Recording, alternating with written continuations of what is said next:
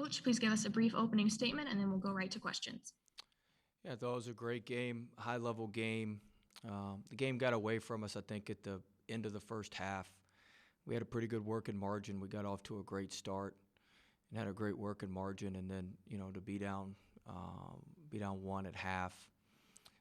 We went on a scoring drought there for 4 or 5 minutes, and we got the lead in the second half by 6, and they made some huge threes. We just had some poor closeouts, some poor switches below the ball, and we weren't able to overcome them. But our guys played hard. Our guys gave it all they had. I'm proud of them for everything they've accomplished this year and fighting through the season. Now we will go to questions from the media. Please use the raise hand function to indicate you'd like to ask a question. Our first question is from Kevin McCaskill Jr., FP Sports. Yes, Kevin McCaskill Jr., FP Sports, Springfield, Massachusetts. Why didn't Josh Gray play tonight?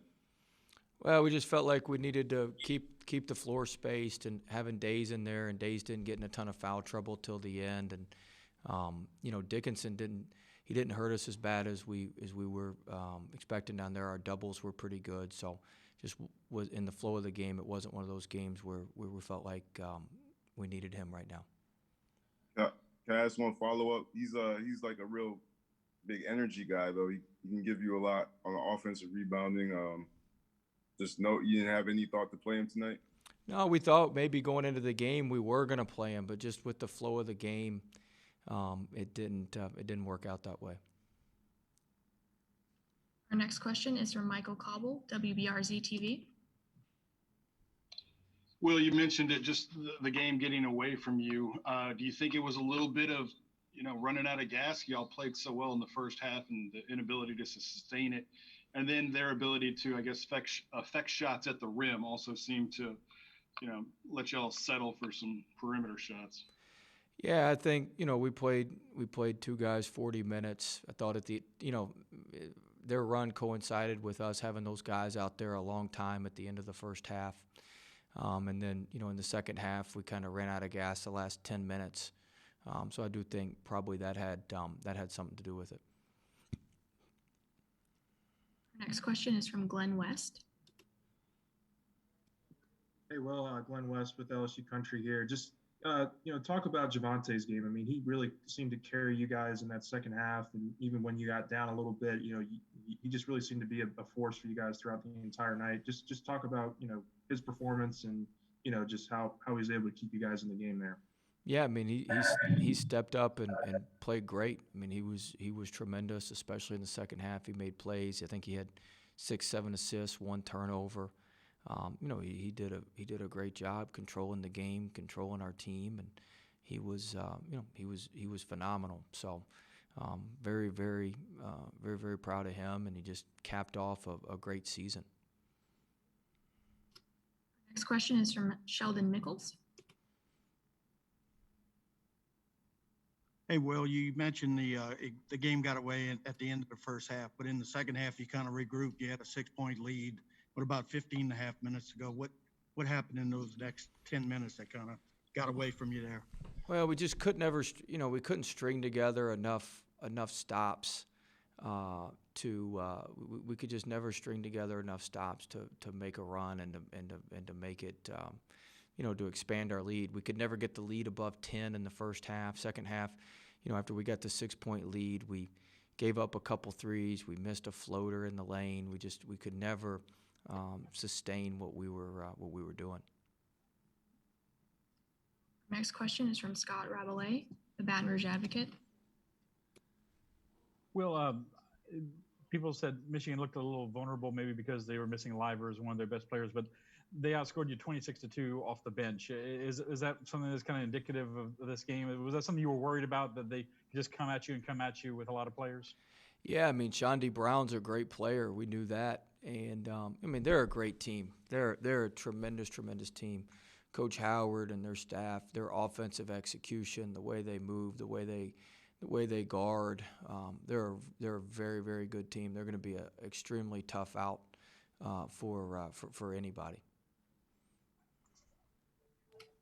Our next question is from Billy Embody, 24/7 Sports. Hey, Will, what will you remember most about this season? You know, Ed Orgeron talked about what he took away from it, just, you know, going through all the protocols and everything. What are you going to look back and take away from it? Just how hard our guys fought. I mean, we went through so much, so many things on and off the court. Just how hard they fought to get in. I mean, we got in 29 games. Just to get into 29 games, man, every day was a battle, and these kids battled, and wanted to play, and wanted to be great. And you know, we started peaking at the right time. We just happens. You get a tough draw and a great team like this. It's a high-level game, and it can go either way, and they just made a few more shots and a few more plays than we did. But our guys really battled all season, and I told them I told them how much I appreciate that, you know, in the locker room after the game. Our next question is from Ron Higgins. Yeah, well, did Michigan show on film they could shoot the three that well? In the second half, it seemed like when they hit those 2 threes in a row, and every time you came up with a basket, they answered with a three.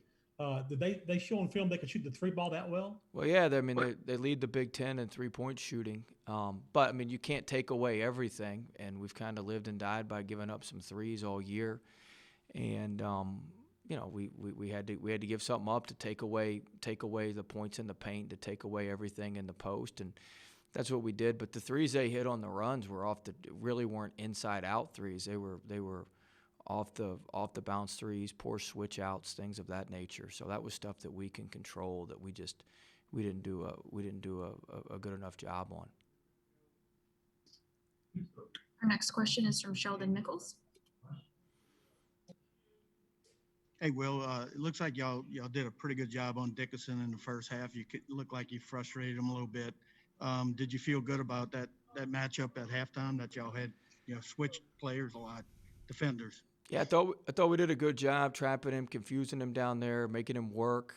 We had active hands, and then when we got tired, they just got way too comfortable. I think they had 13 assists on 16 made baskets. The problem in the first half was our closeouts, them driving our closeouts, and we just did a poor job with that. Next question is from Paul Boron. Hi, Coach. Paul Boron from Cox Sports Television. I know a couple times this season you talked about, you know, this is a team I expected to see, and then you would have some lulls. Do you feel like tonight you went out kind of giving your best shot and the best of what your team could be? Yeah, I think we went out, you know, we played well. We ran into a great team. It wasn't like, I mean, we could have done some things differently. We could have, you know, we made a few more shots, finished a few more in the lane.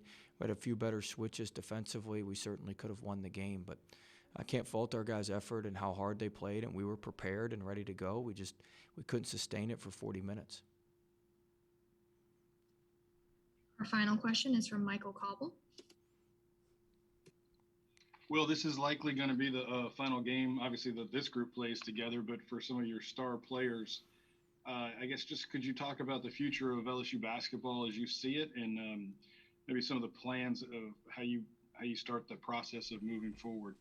I mean, we've certainly going to lose, you know, some very, very good players. We've got some talented young kids in the program that we feel really good about. We're going to try to mix in some veteran guys here in the spring, have 2 or 3 scholarships to mess around with, and get some talented veteran guys to join our young core that's really good. So we've got to keep the young core together, keep those guys together, get those guys in the gym and get back to work, and add a couple veteran pieces, and I think we can be right back where we are tonight.